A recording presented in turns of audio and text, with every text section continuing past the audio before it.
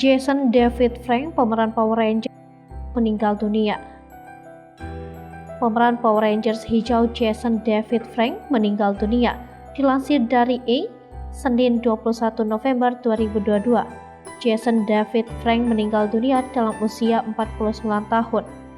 Perwakilan aktor Power Rangers itu mengonfirmasi kepada People atas kabar duka tersebut. Namun penyebab kematian bintang Power Rangers itu tidak dipublikasikan. Frank yang berasal dari Covina, California dan merupakan seorang seniman bela diri, meninggalkan 4 anaknya yang bernama Hunter, Jacob, Sky, dan Jenna. Jason David Frank menjadi salah satu pemeran ikonik dalam serial Mighty Morphin Power Rangers pada era 90-an. Frank memerankan karakter yang bernama Tommy Oliver. Frank muncul dalam Mighty Morphin Power Rangers pada 1993 dalam episode kelima yang berjudul Green with Evil. Kemudian, pada musim kedua Mighty Morphin Power Rangers, Frank menjadi Ranger putih dengan balutan kostum emas, putih, dan hitam. Lalu di musim ketiga, Tommy menjadi White Ninja Ranger.